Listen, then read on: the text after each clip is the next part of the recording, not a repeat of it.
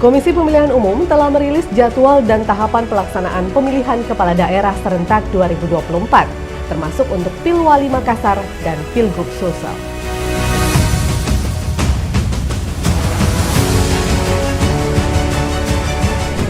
Secara rinci, tahapan pemilihan kepala daerah akan terbagi menjadi dua. Yang pertama tahapan persiapan dan yang kedua yakni tahapan penyelenggaraan pemilihan.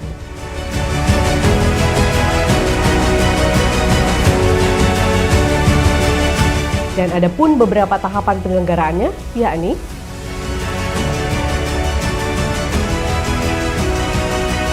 yang pertama, pendaftaran pasangan calon pada Selasa 27 Agustus 2024 hingga Kamis 29 Agustus 2024. Yang kedua, penelitian persyaratan calon akan dilaksanakan pada hari Selasa 27 Agustus 2024 hingga 21 September 2024.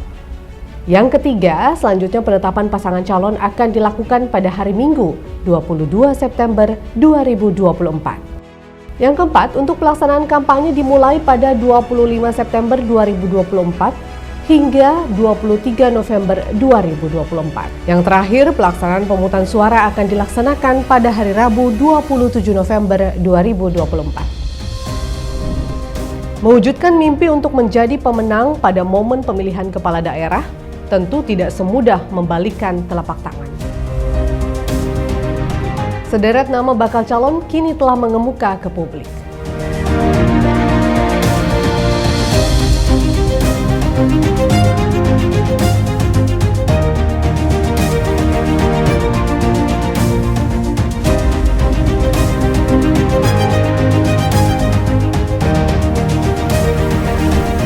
Sejumlah politisi, pengusaha, birokrat hingga publik figur tengah fokus berebut rekomendasi partai dan suara pemilih. Semua tentu sudah mafhum, popularitas, elektabilitas, dan isi tas adalah modal awal untuk meraih kemenangan. Popularitas tanpa elektabilitas tidak akan cukup, begitu juga sebaliknya. Dukungan isi tas yang kuat akan memastikan bahwa strategi dan taktik dapat dijalankan dengan optimal. Lantas, pemimpin seperti apa yang diinginkan oleh masyarakat? Berikut rangkuman suara pemilih.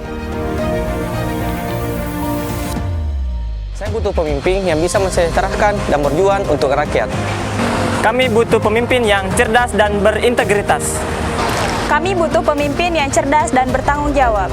Dan untuk mengetahui lebih dalam tentang peta kekuatan, kelemahan, peluang, serta ancaman para bakal calon di Pilwali Makassar dan juga Pilgub Sulsel, kami akan mengulasnya bersama dengan seorang narasumber yang tentu saja capable dan juga kredibel.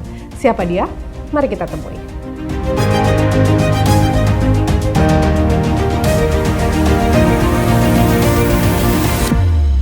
Pemirsa, Skrip Survei Indonesia atau SSI adalah lembaga survei yang selama ini dikenal dengan kredibilitasnya dalam pemenangan dan juga pemetaan politik. Sukses mengantar sejumlah calon kepala daerah ke tampuk kekuasaan membuat Skrip Survei Indonesia selalu menjadi pilihan. Dan saat ini di kantor kami, kantor Indonesia, telah hadir Direktur Eksekutif Skrip Survei Indonesia atau SSI, Bapak Yuhardin. Saya langsung sapa, halo Pak Yuhardin, apa kabar Pak? Baik Bu. Kayaknya sibuk banget Pak ya? Ya, alhamdulillah. Ini sudah masuk momen-momen persiapan calon-calon kepala daerah begitu Pak ya? Iya Bu. Oke, baik, kami minta waktunya kami culik sebentar ini Pak Yu. Iya. Biasanya Pak Yuhardin kami panggil dengan beberapa panggilan kita. Iya. Vero biasanya panggil dengan Pak Yu. Iya. Nah, ini Makasih, terkait Bu, dengan ya. hasil survei yang terbaru ini Pak, Skrip Iya. Survei Indonesia SSI pada tanggal 26 Juni 2024 pada hari Rabu ini baru saja merilis hasil survei terkait dengan para bakal calon wali kota Makassar. Iya. Kalau kita lihat nih di jalan Pak sudah banyak banget ini spanduknya, tapi masih bingung yang mana ini yang mau maju Pak. Iya. Tapi bagaimana hasil surveinya Pak sebenarnya? Iya, baik Bu Iya. Vero, terima kasih. Iya, Ya, pertama dulu sih yang saya akan jelaskan yaitu tentang metodologi surveinya. baik. Bahwa survei ini, kami melakukan survei ini dengan mengambil sampling Iya. sebanyak 410 responden Oke. yang tersebar di secara proporsional di seluruh kecamatan yang ada di Makassar. Ya. Kemudian adapun margin errornya itu di angka 4,8% dengan tingkat kepercayaan Iya. 95%. Oke. Waktu pelaksanaan survei ini itu di akhir Mei. Jadi 20 sampai 27 Kurang Mei. lebih sebulan sebelum Iya. dirilis ya Pak ya? Betul ya. Iya. Kemudian metode yang kami gunakan ini adalah multi-step random sampling. Adapun hasil survei yang kami dapatkan di lapangan, Iya. yaitu Pak Munafri itu di angka 25,20%. Oke. Kemudian diikuti oleh Ibu Indira Yusuf Ismail, Iya. itu di angka 17,20% juga. Adapun yang ketiga, itu Andi Rahmatika Dewi atau biasa disapa Cicu, itu di angka 12,80. Kemudian Rahman Pina di angka 8%, diikuti lagi Rusdin Abdullah itu di angka 4,40%, dan Irwan Naddan 4,40% juga. Kemudian selanjutnya ada Pak Rahman Bando itu Ya. 4%, kemudian Nur Hardin 3,20%, ada Fadliananda juga Oke. itu 2,8%, Iya. ada Dr. Rudin 2,4%, Iya.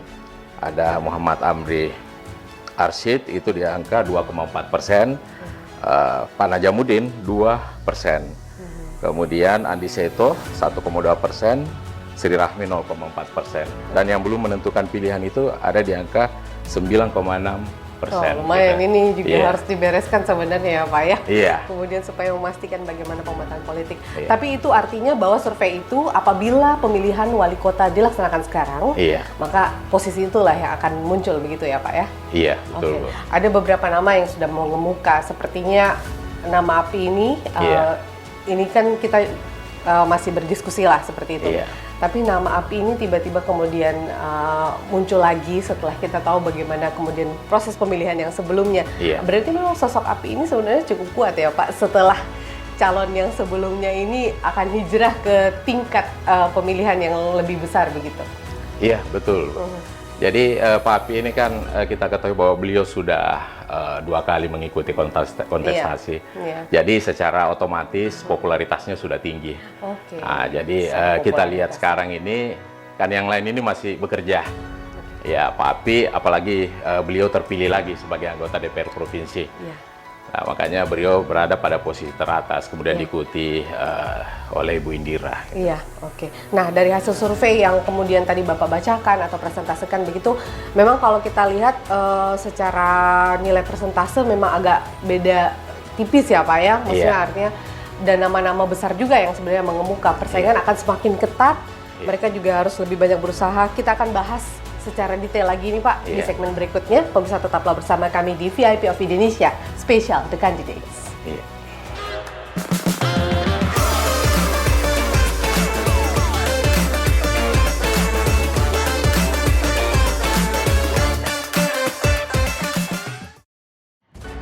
Anda kembali bersama kami di VIP of Indonesia Special The Candidate. Saya masih bersama dengan Direktur Eksekutif SSI, Bapak Yuhardin. Nah, Pak Yuhardin, masih terkait dengan Munafri Arifuddin atau Pak Api ini, Pak. Memang menarik kenapa kemudian kami mau lebih detail membahas mengenai hal tersebut, karena kita tahu bahwa sebelumnya beliau sempat kalah dengan Kota Kosong pada periode-periode sebelumnya. Namun kemudian nama beliau setelah hasil survei ini masih berada di posisi teratas, di posisi pertama begitu. Anda melihatnya, apakah kemudian Munafri Arifuddin ini di posisi yang sekarang atau hasil survei yang sekarang memang dia punya nama yang paling besar, Pak? Apakah hanya harus melihat dari popularitasnya saja kah? Kemudian masyarakat kita itu kemudian memilih begitu? Jadi untuk dipilih ada 3 tahapan. Ya. Nah, yang pertama adalah popularitas. Jadi secara otomatis figur itu harus dikenal. Ya. Nah, cara memperkenalkan diri yang kita lihat sekarang ini dengan banyaknya alat peraga di jalan-jalan, beberapa figur yang sudah menonjol gitu. Nah, yang kedua adalah tingkat kesukaan.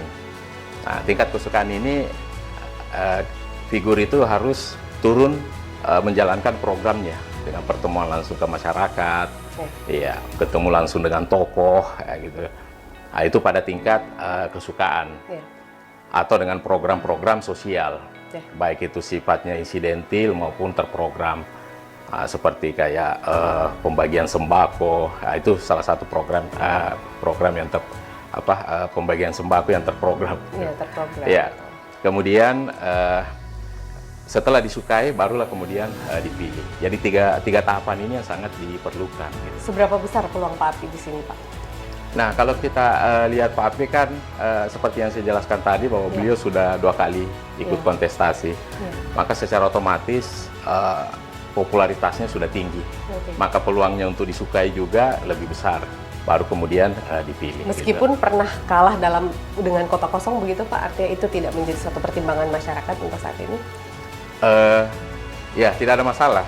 Ya, walaupun beliau pernah kalah dengan kota kosong, tapi kalau dia mulai membenahi lagi, ya strategi, mengubah strateginya, ya saya kira dia bisa memenangkan. Oke, tapi berbicara tentang Pak Api, wakil yang tepat seperti siapa bersanding dengan Pak Api?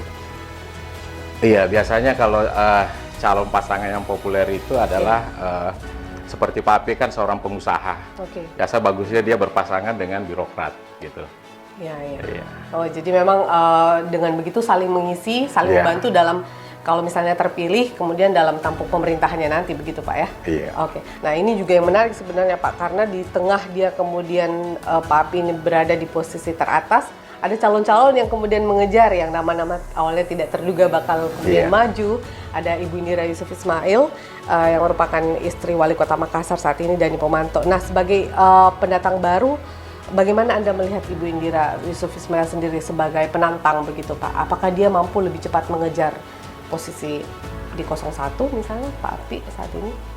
Iya, saya kira bisa, karena beliau kan artinya beliau sebagai istri wali kota, ya dia punya panggung lah di situ sebagai ibu tim penggerak PKK yang bisa sosialisasi di seluruh kecamatan gitu. Iya. Tapi plus minusnya apa sih Pak? Dia sebagai istri wali kota saat ini, kemudian dia digadang-gadang menjadi calon wali kota atau bakal calon wali kota Pak. Apakah lebih banyak plusnya, ataukah memang ada hal-hal tertentu yang sensitif juga begitu Pak? Iya, kalau saya lihat, saya kira kalau plusnya itu ya beliau punya panggung, Ibu Indira punya panggung lah sebagai ibu tim penggerak PKK. Dan kita berdasarkan hasil survei kami yang terakhir, tingkat kepuasan masyarakat juga terhadap Pak Dani sebagai wali kota itu di atas 60%. Jadi itu cukup positif lah untuk mentransfer elektabilitas ke Ibu Indira gitu. Oke, jadi dia bisa mensupport istrinya begitu Pak ya? Iya, bisa betul. tersupport dengan baik. Tapi kalau kita lihat saat ini beberapa calon tadi kita katakanlah Api, terus juga Ibu Indira dan beberapa calon lain ini Pak, kan belum ada nih yang kemudian berani mendeklarasikan diri sebenarnya untuk maju, ataupun juga kalau misalnya sudah ada, sejauh mana dan semasif apa sih mereka ini Pak? Oh iya, jadi sekarang memang ini masih dalam proses penjaringan oleh partai. Jadi sambil figur-figur ini bersosialisasi, dia lagi mendaftar juga ke partai-partai dan menunggu hasilnya gitu. Kapan dia diberikan surat rekomendasi atau yang biasa di akhir itu disebut B1 KWK. Nah kalau kita lihat juga pergerakan partai-partai saat ini Pak. Bapak mungkin kan juga bisa membaca lah dari survei-survei yang dilakukan, ataupun juga bertemu dengan para calon atau bakal calon dan juga partai begitu Pak. Mereka itu sebenarnya sedang mencari pemimpin, calon pemimpin seperti apa sih Pak, kalau khusus untuk Kota Makassar sendiri Pak? Kalau kami melihat dari hasil riset kami, ya rata-rata partai yang mencari figur yang sudah populer dan punya elektabilitas yang tinggi. Ya, yang biasanya ya kandidat-kandidat yang sudah bertarung sebelumnya. Kemudian yang kedua, rata-rata partai sekarang ini mendorong kadernya juga. Ya, mendorong kadernya untuk ikut dalam kontestasi, baik itu sebagai wali kota maupun sebagai wakil wali kota. Gitu. Berarti artinya mereka juga tidak, kan kadang orang partai itu bukan hanya mendorong tapi melihat mana nih figur yang kira-kira saya bisa pinang nih untuk menjadi calon yang saya usung begitu. Tapi artinya partai juga sebenarnya juga mau pengennya kadernya sendiri yang untuk maju. Kalau khusus untuk wilayah Kota Makassar Pak. Iya. Lebih banyak banyak juga seperti itu. Jadi jadi itu tadi, selain daripada mengambil memang figur-figur yang sudah populer dan punya elektabilitas, dia juga mendorong figurnya untuk berpasangan dengan figur yang punya elektabilitas tinggi. Nah kan Pak Yuhardin juga sudah melihat bagaimana karakter masyarakat kita di Makassar sendiri Pak. Kira-kira masyarakat Makassar untuk saat ini, pasca pemerintahan wali kota yang saat ini, Dan tentu sudah banyak inovasi juga kan yang dibuat oleh Pak Wali Kota sekarang.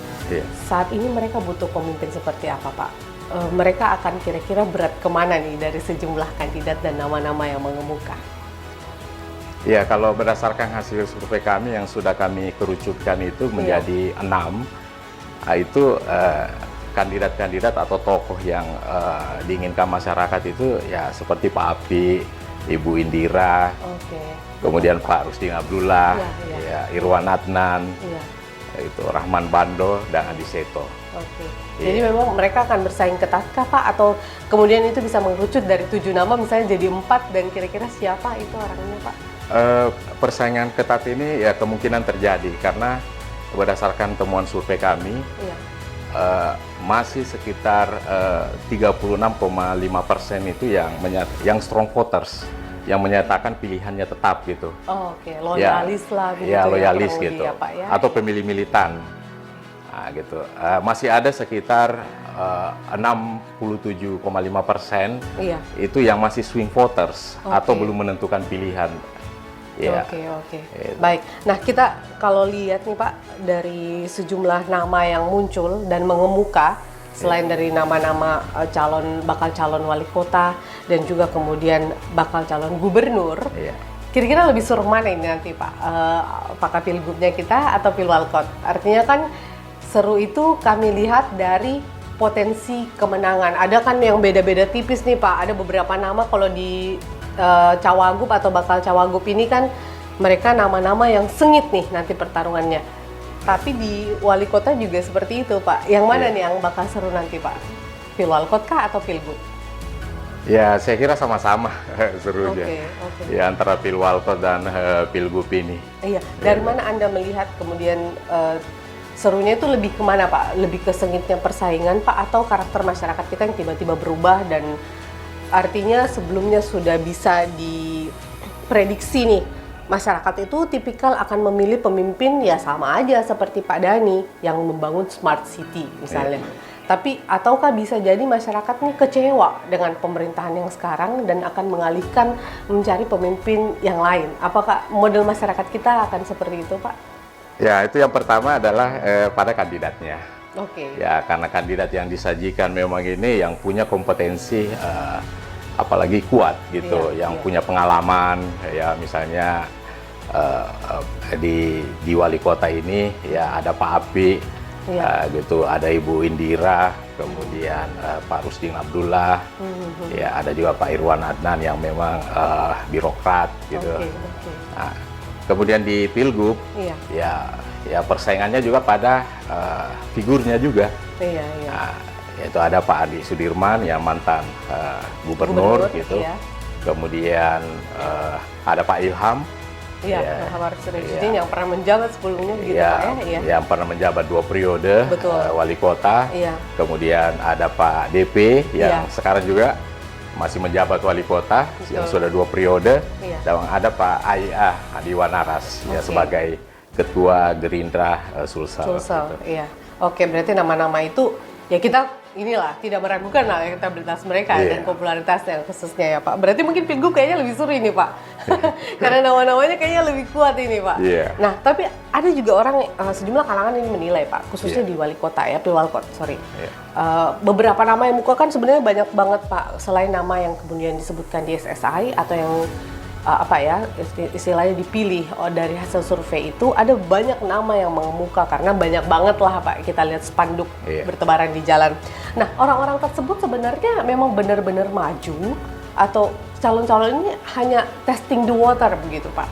Apakah mereka cuman lempar dulu isunya, ngelihat gimana respon, bagaimana hasil survei? Apakah ada model seperti itu saat ini dilakukan oleh calon-calon atau bakal calon? Iya, memang di dalam suatu pemilihan itu ya biasanya tokoh-tokoh itu atau figur itu ya banyak yang melakukan sosialisasi dulu. Ya, dia yang melakukan sosialisasi. Ya, dia melihat kira-kira tingkat penerimaan kepada masyarakat seperti apa gitu. Nah, ketika nanti hasil survei lah nantinya yang menjaring, ya mengerucutkan kira-kira siapa yang 5 besar, siapa yang 7 besar gitu, yang akan dipilih oleh masyarakat. Jadi benar dong kalau kami katakan bahwa sebenarnya mereka juga melihat bagaimana respon dari masyarakat, atau kita bilang ya tes air dulu lah gitu. Test in the waters. Mereka melakukan itu ya Pak, beberapa bakal calon tersebut. Artinya nanti setelah itu baru kemudian mereka memutuskan apakah akan maju atau tidak. Iya. Nah, adakah pengaruh ini Pak dari proses pilwalkot ini, bakal calon ini, dengan keputusan dari pusat, khususnya untuk partai-partai? Jadi adakah pengaruh intervensi Jakarta dalam tanda kutip atau pusat terkait dengan keputusan majunya para bakal calon wali kota ini Pak? Iya, saya kira tetap ada pengaruhnya. Jadi seorang kandidat itu selain daripada elektabilitasnya, ya itu tergantung juga siapa partai yang akan mengusungnya. Nah, itulah yang dimaksud tadi adalah pengaruh dari pusat gitu. Oke. Artinya sejauh itu saja pengaruhnya ya Pak, bukan berarti bahwa ada kan kadang kita kemudian melihat mereka ini bingung mau deklarasi, mau memutuskan untuk maju lah, memutuskan saja dari hati nurani ini, mereka harus menunggu dulu nih bagaimana kemudian lampu hijau dari pusat. Adakah yang seperti itu, ataukah sebenarnya ini cuma nunggu rekomendasi partai aja gitu Pak? Ya, sebenarnya rata-rata kandidat sekarang itu tadi menunggu rekomendasi daripada partai. Ya. Sambil terus kemudian melempar spanduk-spanduk mereka. Ya, sambil bersosialisasi terus, kemudian melaksanakan program-programnya yang ada di lapangan gitu. Oke. Ada tahapan pilwalkot, ada tahapan pilgub. Tadi saya juga sudah sempat sedikit menyinggung tentang bagaimana calon ataupun juga serunya nanti pilgub ini karena nama-nama yang sudah sempat kita sebutkan tadi. Kita bahas di segmen berikutnya Pak, dengan masih mengembangkan tentang bagaimana nanti pesta kepala daerah, pemilihan calon kepala daerah kita di Sulsel dan juga Makassar. Kami akan kembali usai jeda berikut. Pemirsa, tetaplah bersama kami di VIP of Indonesia, Special The Candidates.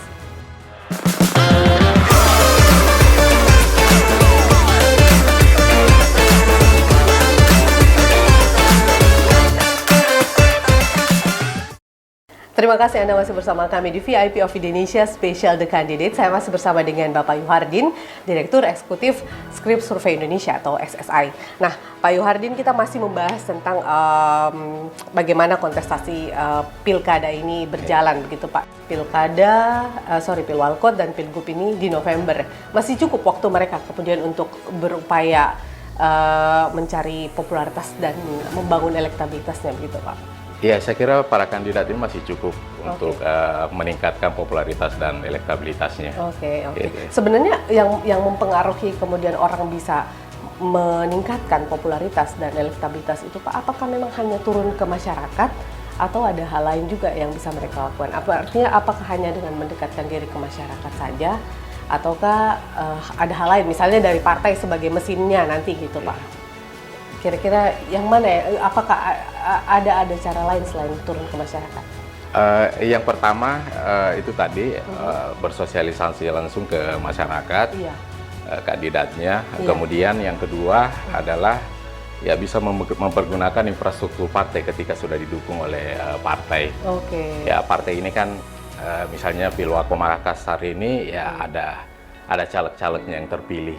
Ya, itu sebagai mesin untuk pergerakan di lapangan. Karena sudah punya suara ya Pak ya? Iya, sudah punya suara. Berarti artinya turun berbarengan dengan calon nanti yang akan diusung oleh partai masing-masing.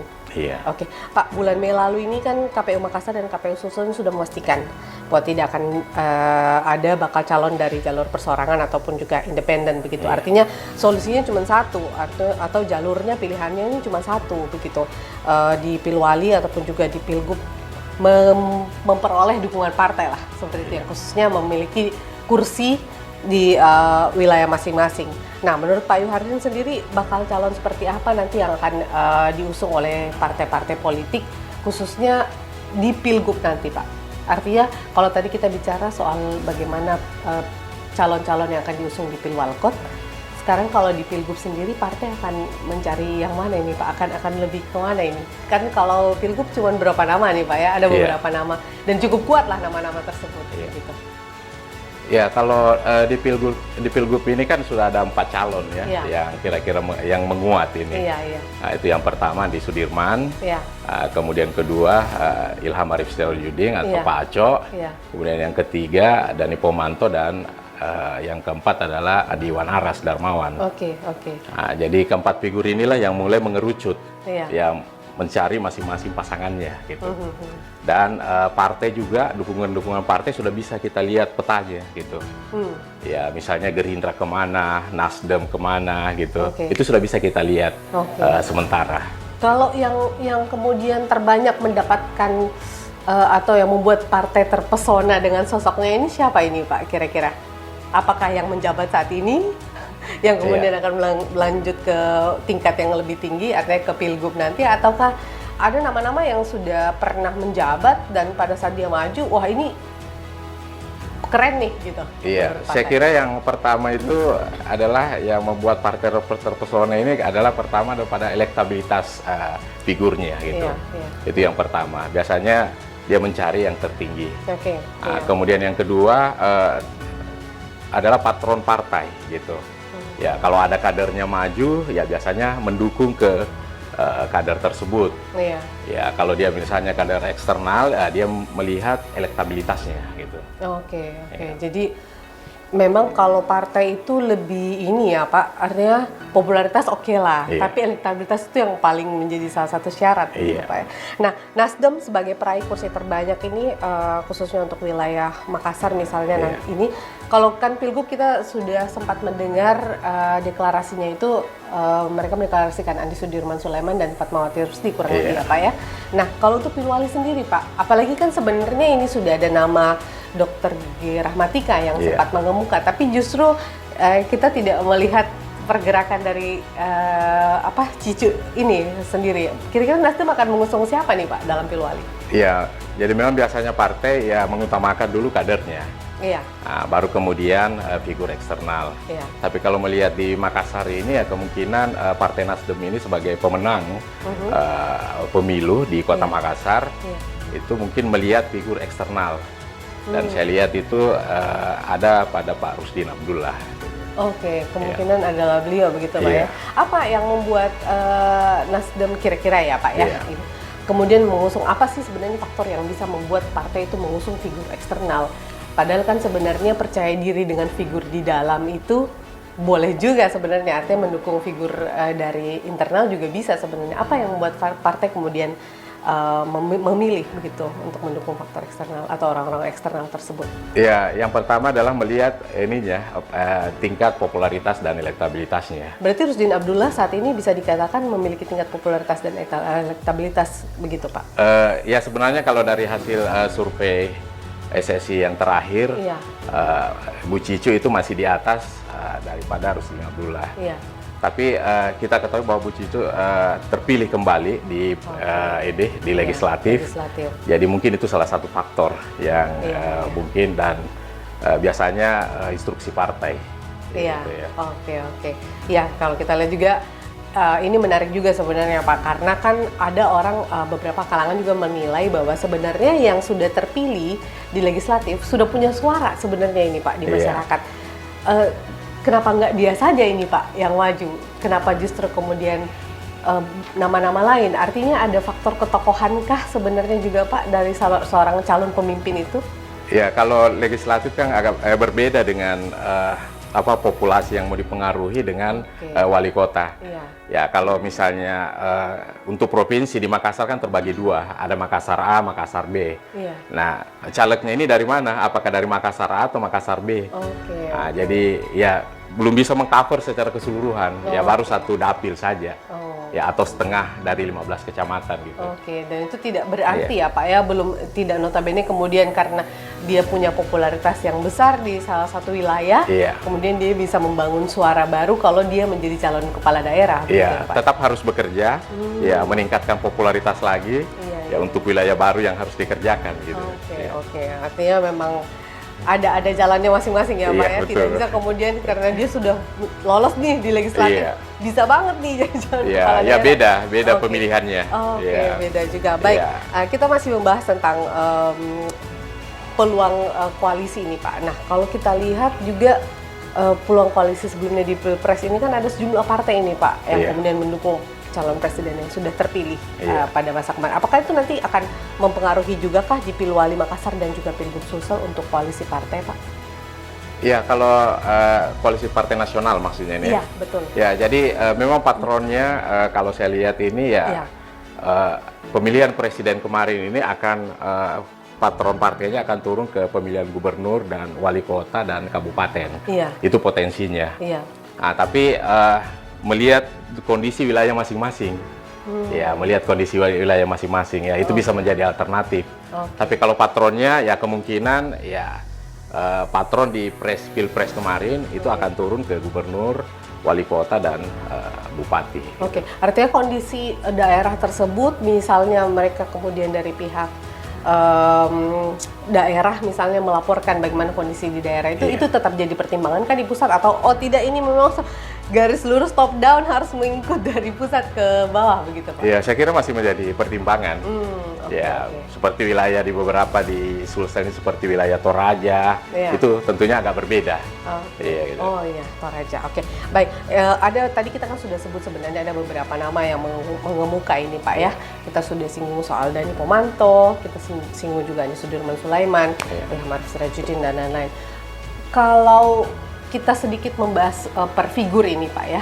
Untuk Ilham Arif Sirajuddin kan kalau kita tahu bahwa dia memulai perjalanannya ini untuk bisa masuk ke kontestasi ini adalah jauh hari sebelum kemudian kontestasi pilkada ini dan Pilpres ini kemudian sudah ramai gitu. Artinya Pak Ilham sendiri sudah mulai kampanyenya itu sudah jauh-jauh hari.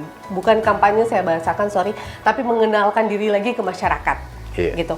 Itu besar nggak sih Pak peluangnya? Apalagi kan dia sudah dua periode menjabat sebelumnya. Tapi kan ada isu negatif yang melekat ini sama beliau. Bagaimana Anda melihat potensi beliau sendiri? Ya, kalau beliau kan beliau mantan wali kota 2 periode. Betul.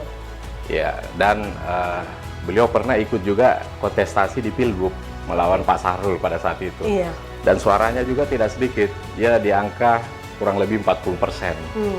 Dan saya kira beliau sekarang ini gencar sebenarnya bukan sosialisasi tapi mengkonsolidasikan kemarin hasil pilgubnya. Ya, beliau tinggal konsolidasi terhadap pemilih-pemilihnya kemarin gitu. Oh, oke. Iya. Artinya bisa saya katakan masih loyalisnya ini masih ada semua Pak. Setelah sebelumnya kan beliau sempat terkena kasus ini. Itu tidak berpengaruh sama sekali kah terhadap para loyalis ini atau kalau pengaruh ya pasti ada, ya gitu kan. Yang namanya isu negatif itu akan berkembang terus ke bawah gitu. Dan yang saya sampaikan tadi tentang strong voters itu, yang tadinya sekitar 40% ya bisa saja turun 1/2 atau bahkan ya tinggal 10% saja. Oke.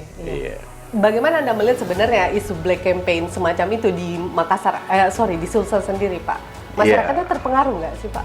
Ya, saya kira itu tidak bisa dihindari. Ya, namanya negatif campaign itu kan fakta. Ya, pernah terjadi gitu. Ya, jadi ya saya kira Pak Ilham bagaimana memolesnya nantinya itu.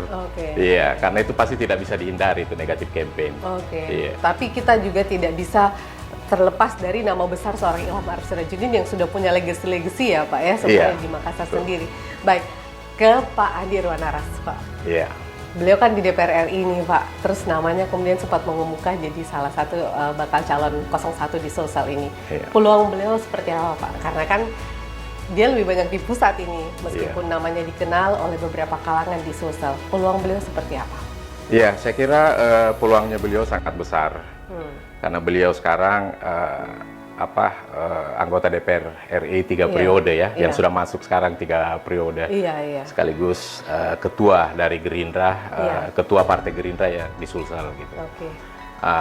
Dan beliau juga sebagai partainya sebagai pemenang Pilpres. Jadi otomatis dukungan yang luar biasa nanti dari presiden terpilih ya gitu.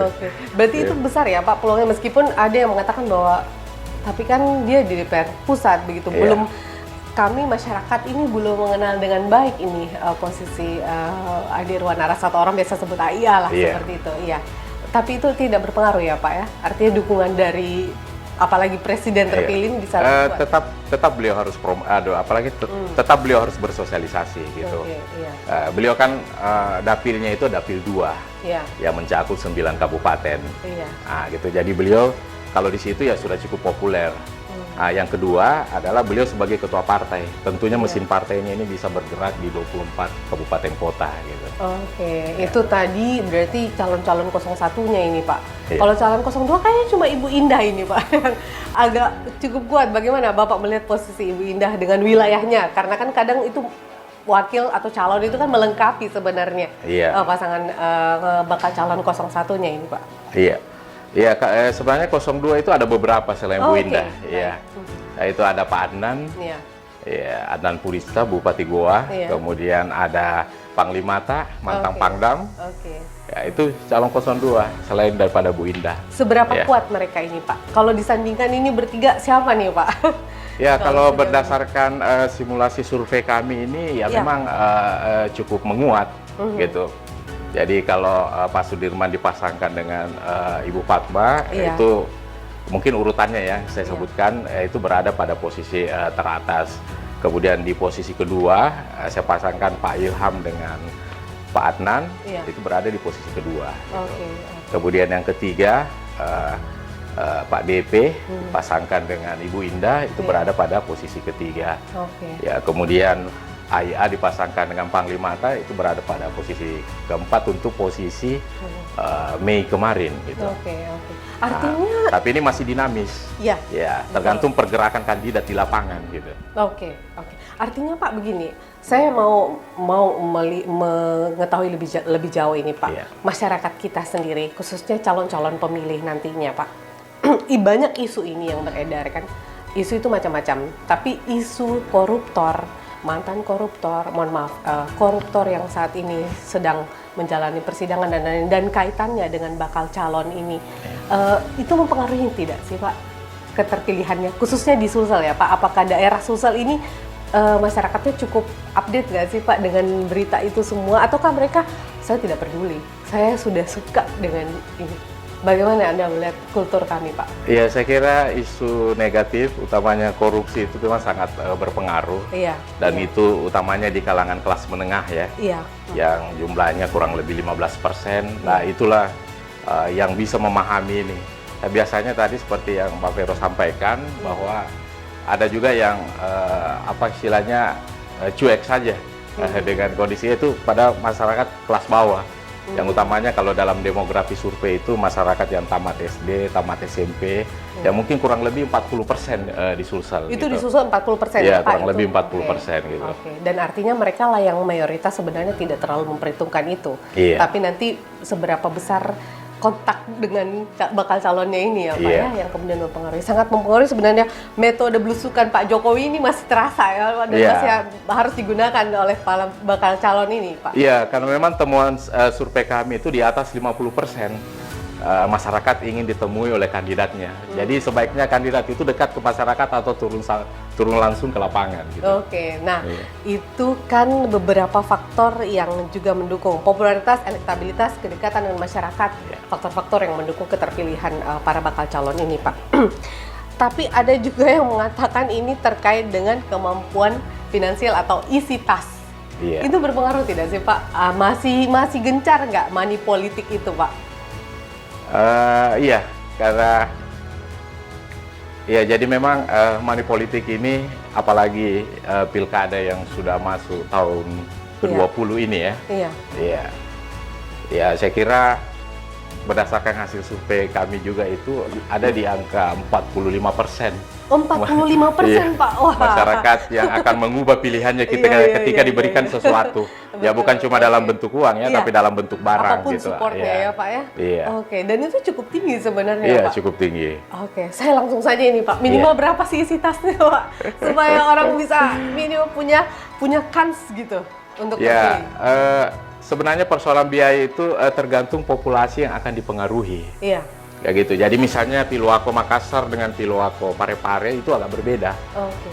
Ya, DPT Makassar itu kurang lebih 1 juta. Iya. Kemudian Parepare itu 100.000. Iya.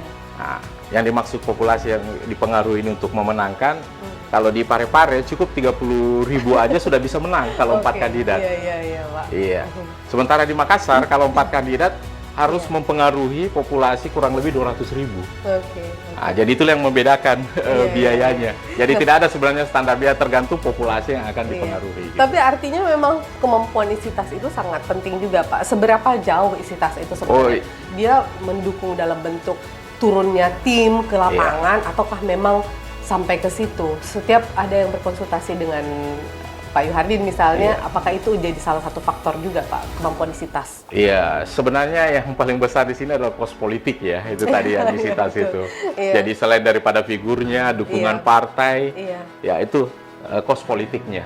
Jadi memang kita harus siap, karena seberapa besar populasi yang akan dipengaruhi, ya segitulah biaya yang harus dikeluarkan gitu. Sampai miliar, Pak. Iya. Sampai miliar, luar Sampai biasa. miliaran, ya betul. Artinya mudah-mudahan meskipun harus mengeluarkan uang banyak seperti itu, ada niat yang mulia maksudnya sebagai pemimpin wilayah untuk membangun sebuah daerah begitu, Pak.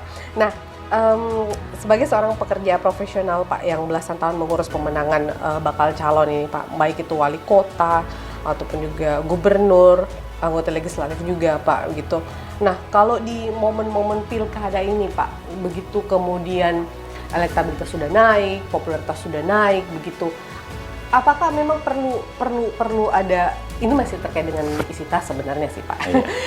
Apakah memang perlu yang namanya serangan fajar atau hal-hal seperti itu? Apakah itu sangat berpengaruh, Pak? Ya, kalau sebenarnya kita tergantung melihat kondisi lapangan ya. Iya. Iya, melihat kondisi lapangan. Kan di dalam pemenangan itu ada 3 tahapan yang harus kita lakukan. Yaitu yang pertama, bagaimana memetakan suara. Ya, kita petakan dulu ya bagaimana tingkat popularitas kandidat yang bertarung di dalamnya. Kemudian tingkat elektabilitasnya.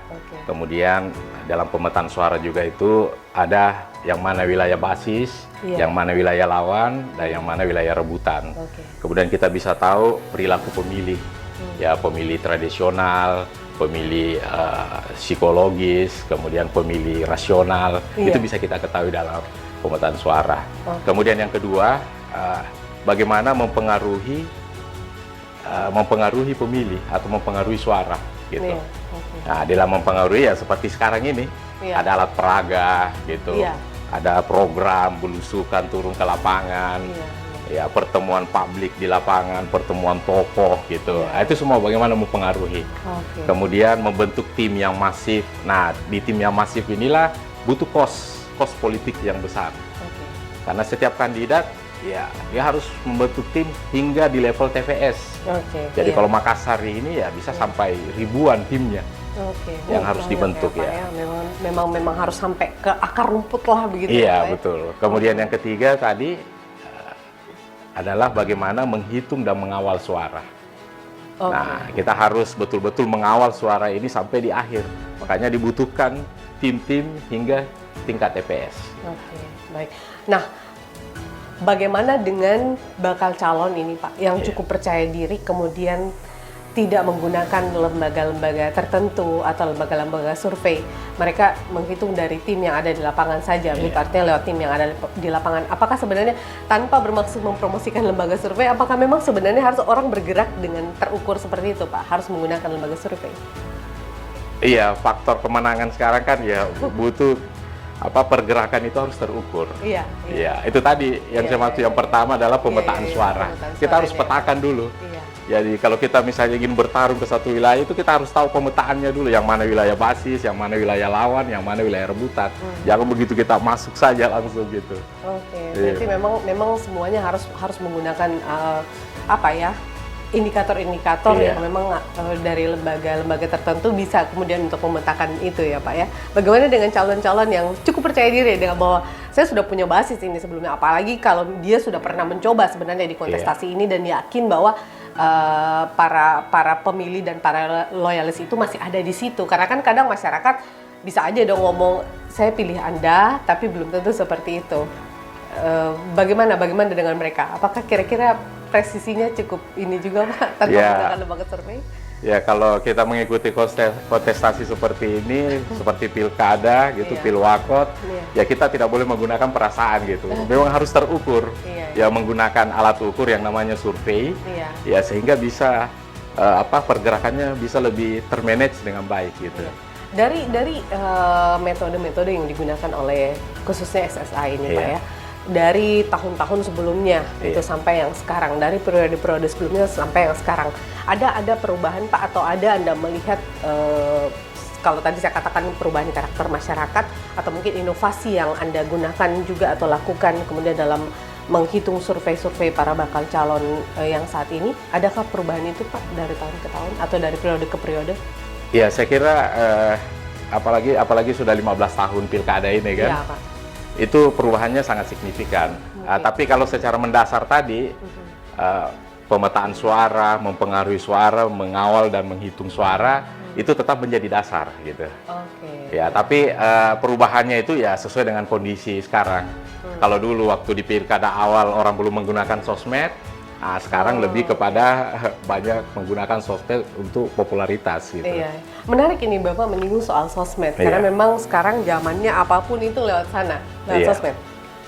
Jualan, barang, Iya. orang, semuanya lewat sosmed begitu Pak. Seberapa kuat sih Pak sebenarnya, karena kan sekarang juga hoax dari sosmed juga Pak. Iya. Jadi seberapa kuat sosmed ini bisa mendukung para kemenangan atau peningkatan popularitas dan elektabilitas para bakal calon? Ada kan yang sampai sekarang juga sudah sampai kegiatan pribadinya juga sudah lewat sosmed. Itu kan Iya. sebenarnya bagian dari kampanye-kampanye kecil gitu ya Pak ya? Iya. Iya. Seberapa besar sosmed ini Pak dibanding dengan alat peraga di jalan-jalan? Saya kira sosmed ini ya sangat membantu kandidat. Tapi sekali lagi dia pada segmen tertentu saja. Oke. Ya. Iya. Dalam arti segmen kelas menengah yang Iya. memang punya alat. Gadget Ya, ada gitu, gadgetnya Pak ya? gitu Iya. yang bisa melihatnya. Tapi kalau untuk misalnya wilayah-wilayah wilayah pedesaan, utamanya di kabupaten-kabupaten, Iya. ya tetap harus pakai alat peraga manual gitu. Oke. Iya. Oke. Jadi Tapi kalau untuk di wilayah perkotaan, seperti berdasarkan hasil survei itu ada sekitar 60% yang sudah menggunakan gadget, Iya. utamanya di Makassar ini. Iya. Ya itulah bisa berkampanye lewat sosmed gitu. Iya.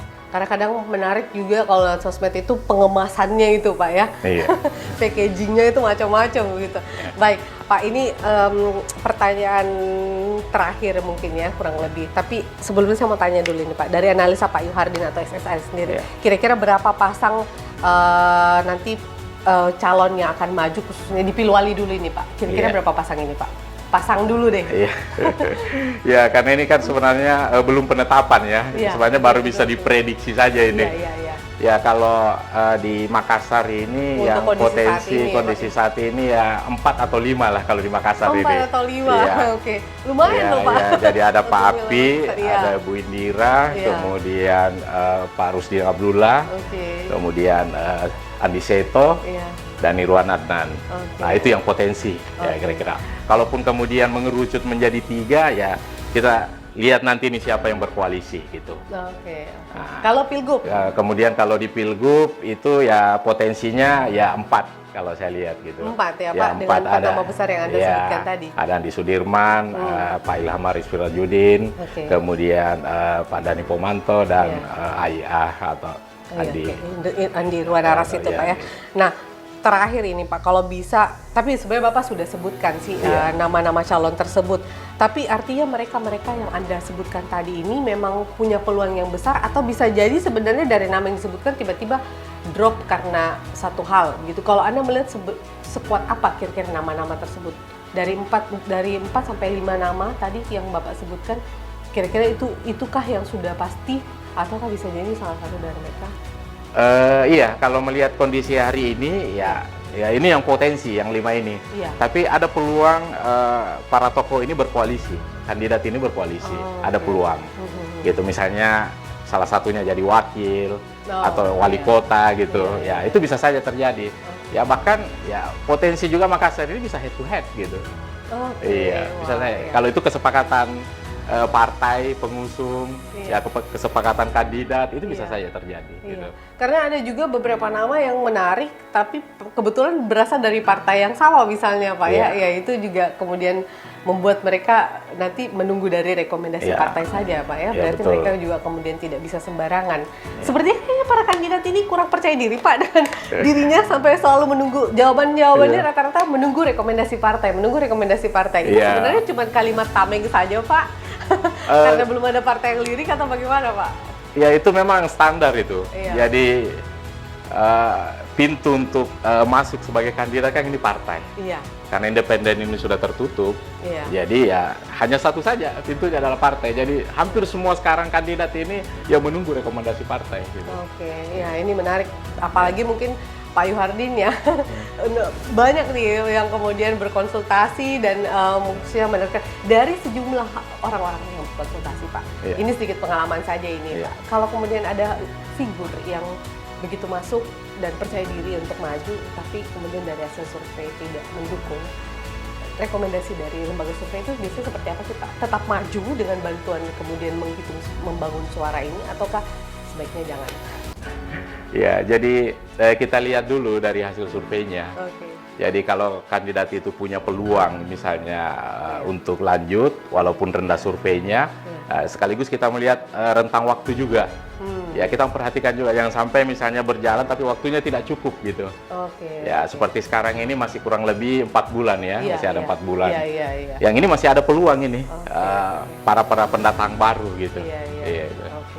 Memang kalau ngobrol sama pihak lembaga survei begitu sangat kalkulatif ya Pak ya. Iya. Artinya semua memang by research, semua by perhitungan juga dan lain-lain. Baik, kita tentu berharap siapapun, meskipun cukup banyak nama yang mengemuka saat ini, kita tentu berharap siapapun nanti yang terpilih, khususnya sebagai pemimpin Makassar, Kota Makassar dan juga Sulawesi Selatan ini adalah yang kemudian bisa membangun daerah kita ya Pak ya. Iya. Daerah kita ini masih sangat membutuhkan calon pemimpin yang membangun kan Pak. Artinya Sulsel dan Makassar ini memang masih sangat perlu dibangun begitu Pak. Iya. Kira-kira. Ya oke, baik. Terima kasih Pak Yuhardin Iya. atas Sama-sama, kesempatannya Bu bersama Vero. kami. Iya. Ya. Dan tentunya pemirsa kami akan terus hadir dengan sejumlah episode-episode lainnya, apakah baik kemudian dengan para pihak-pihak yang berkontribusi dalam kontestasi pilkada ini, termasuk mereka yang akan menjadi peserta dalam kontestasi pemilu kada kita. Tetap bersama kami dan tetap saksikan VIP of Indonesia Special The Candidate. Sampai jumpa.